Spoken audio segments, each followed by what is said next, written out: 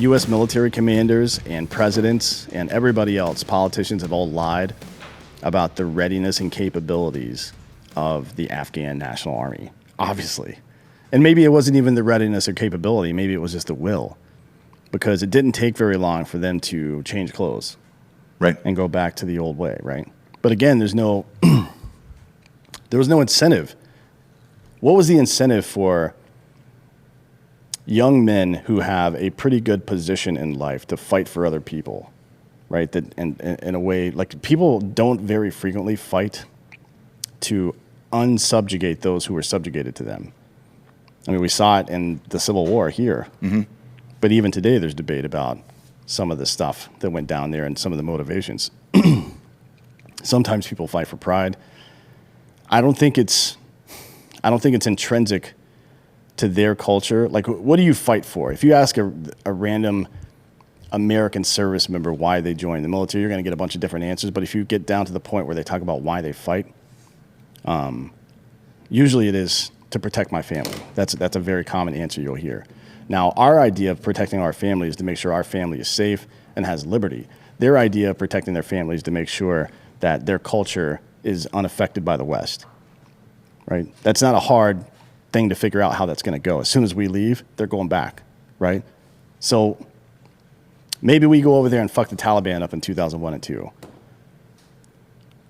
Maybe we leave some advisors to try to make incremental change, but you're talking about one piece of change every 25 years. I mean, how long did it take from the beginning of the women's suffrage movement until women got to vote?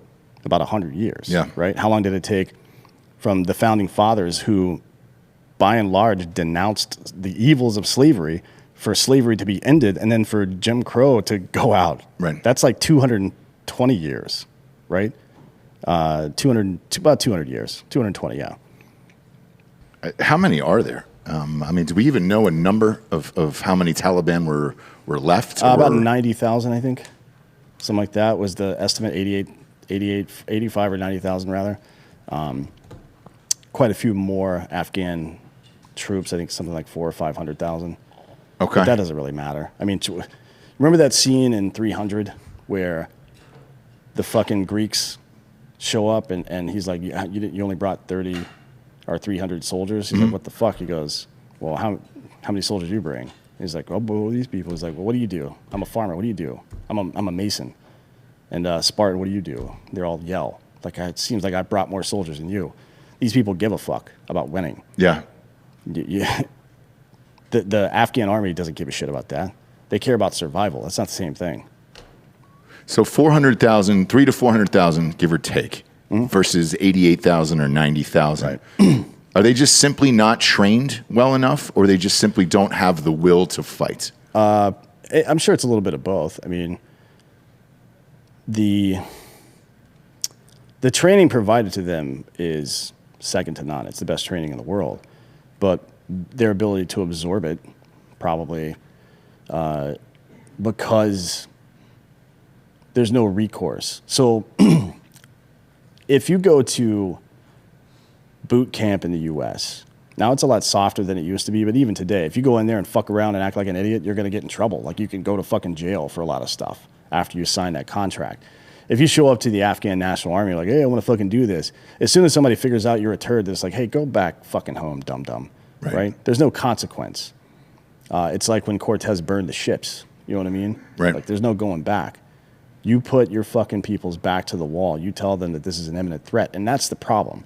We went into these wars, and there was no imminent threat to us. Not from Iraq, not from Afghanistan. And people don't fight the same way when that's the case. And when I say people, I don't mean the soldiers on the ground. I mean the fucking people that really matter, which is at home. Because you can't go and fight a war like that unless the entire country is behind you. Everybody in America wanted us to crush the Nazis, right? Most people, I think, at this point in America were like, why the fuck are we still over there? There's a huge difference between those two attitudes, going back and forth and going on missions that you know don't matter. And when it reaches the level, like, ultimately everything comes down to two men on the ground shooting each other, right? But if one of those guys is like, this is stupid, I'm not doing this anymore, and leaves, then the person who remains is the victor by default. And that's what we're seeing here. The Taliban isn't sweeping through in major gunfights. They're fucking showing up in town and everybody's leaving. That is not the same thing. That means those people didn't want to fight in the first place. So, because the other part about this is as the days go by, we're going to start seeing these images roll in over and over and over again. There's going to be a certain point where people aren't going to be able to turn their heads on this, because you and I both know this is going to end horrifically. yes. Right now, I know CNN is saying that the top of their feed right now is saying fear and silence in Taliban's wake. Mm-hmm. Yeah, the first 48 hours are going to be shocking, and then once everything is like, oh shit, nobody's coming, and it's just us. Yeah, I mean, it's like they're in a fucking meat grinder right now. We got to figure out what we're going to do. Are we going to jam some shit down in the meat grinder and stop it and pull out what we can, or are we going to let the meat grinder go until it runs out of battery and then show up and try and do something then?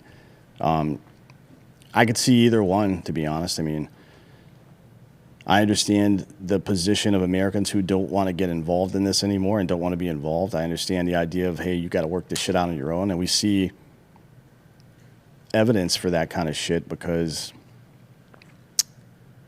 if they're not going to fight for themselves, there's nothing we can do, like the druggy statement I made earlier.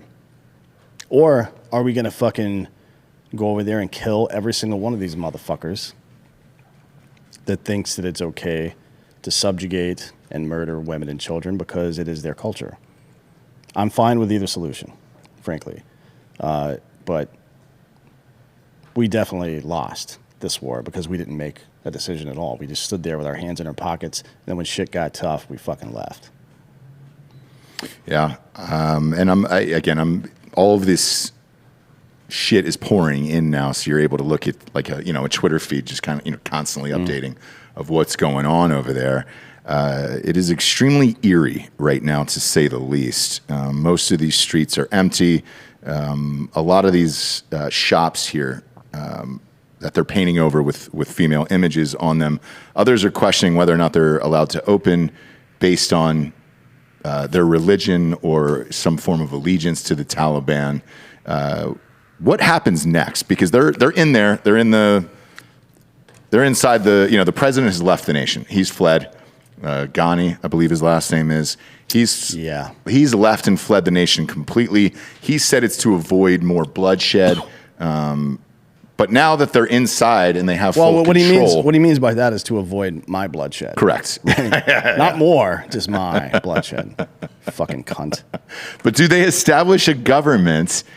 What was in there before in Afghanistan? The Taliban, from 96 to 2001, the Taliban ran that country. Right. And how do they do it? Was there a president, a vice president, or was it just... They don't really do that. It wasn't really even a prime minister. They just had a leader of the party. Okay. Basically. So it would be more like... I mean, technically, I guess not technically, Bashar al-Assad is the president of Syria. But, like in most, Western parliamentary systems, the leader of the party that gets voted in is the president, prime minister, whatever it is, right? Mm-hmm. That's the case here. Whomever happens to be in control there. But remember, it's the Taliban, right? So if somebody showed up tomorrow, blew that dude's brains out, and just assumed control, that's how it goes, right? Right. I mean, there's not going to be... Amnesty International isn't going to show up and demand elections in Afghanistan. They'll do it from the UN, safety of the UN, but they're not going to fucking... There's no apparatus to go into Afghanistan and be like, hey, you guys shouldn't have done that. Yeah. No, it just is what it is, right? Because the guy that's in there now is saying that he was in Guantanamo and that he was released, under Obama after spending 5 years in jail, and now he is the leader of this party, if you want to call it that. I don't even know what effect that has on what you're going to do or continue to do. How did we work with them in the first place?